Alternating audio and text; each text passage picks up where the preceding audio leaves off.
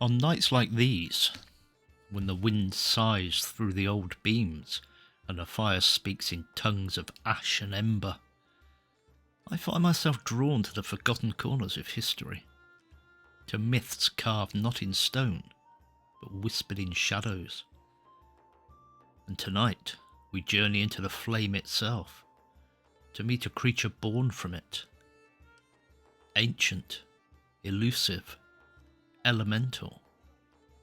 Let me tell you about the salamander. It is easy to mistake the salamander for an ordinary lizard, but do not be fooled by its modest form. For in the old tales of Europe, long before science tamed the stars and reason ruled the world, the salamander was a creature of awe. Not of earth, but of fire. Not bound by biology, but by magic. Where other beasts would flee from heat, the salamander sought it. Where fire brought death to most, it gave this creature life. In the cold, damp castles of medieval Europe, where flames were both necessity and threat, tales of the salamander flourished. Some said it was born in the hottest part of the hearth, where the wood crackled white and even iron began to sweat. Others believed it lived within the fire itself, an eternal tenant of the flames. In these legends, the salamander was more than myth. It was symbol, mystery, warning. During the Renaissance, as alchemy reached its golden age, the salamander became a cornerstone of mystical philosophy. Alchemists believed that all matter came from four primal elements: earth, air, water, and fire. Each element, they claimed, had its own guardian spirit, beings older than time. To the salamander fell the mantle of fire. To endure fire without harm was, to the alchemist, a holy feat, mirroring the sacred process of calcination, in which impure matter is burned away to reveal spiritual truth.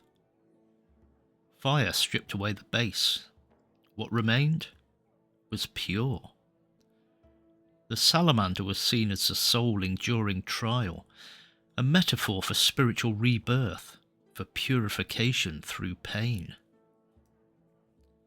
They engraved it into their grimoires, painted it in the margins of sacred texts.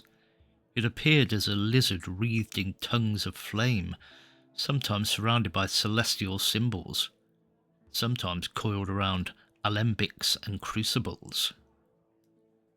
Some texts claimed that to possess the essence of a salamander, whether literal or symbolic, was to wield protection from fire, or even gain immortality. Others warned that such powers came at a terrible cost. The salamander's legend even seeped into religious thought. Early Christian writers, particularly those dabbling in the Apocrypha, saw in the salamander a powerful allegory. Just as the faithful must pass through the fires of trial and temptation, so too does the salamander dwell within the flame and emerge unscathed. It became a symbol of the soul purifying through suffering, akin to gold refined in fire. Some compared it to the burning bush from Exodus, a flame, but not consumed. Others drew parallels to the book of Daniel, where Shadrach, Meshach, and Abednego walked through a furnace and emerged untouched, shielded by divine will. In medieval art, the salamander sometimes appeared alongside angels, saints, or within the imagery of martyrdom, testifying to a deeper spiritual fire that no earthly flame could destroy. Descriptions of the salamander vary as wildly as the fires it inhabits. Some chroniclers speak of a black creature, small as a cat, slick with shining scales that glowed like embers. Others describe a golden or crimson lizard trailed by smoke, whose eyes shimmer like molten metal. In some stories, its very breath is fire. In others, it cools the flames around it, commanding heat rather than merely surviving it. In Leonardo da Vinci's notebooks, he claimed the salamander had no digestive organs at all, because it lived purely off fire. The Roman writer Pliny the Elder once wrote that the salamander was so cold, so contrary to fire, that it could extinguish a blaze simply by crawling into it. Perhaps this paradox of a creature both born of fire and capable of ending it made the myth all the more irresistible. Its presence was often seen as an omen. To see a salamander meant transformation was near, whether of the world or of oneself. But as with all powerful beings in myth, the salamander carried a fatal flaw: water. For all its dominion over flame, it was helpless against the smallest droplet. Legends tell of salamanders shrieking when touched by rain, or melting into ash when exposed to a stream. In this, the salamander is a creature of balance, a reminder that power is never without limitation. Fire grants life, but it also consumes. What endures fire may still fall to gentler forces. It is a lesson written not just in folklore, but in nature, in spirit, and in the human journey itself. Even as centuries passed and science replaced superstition, the salamander refused to be forgotten.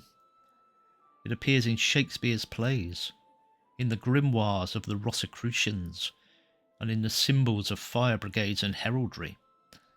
It lives on in fantasy novels, role-playing games, and magical realism.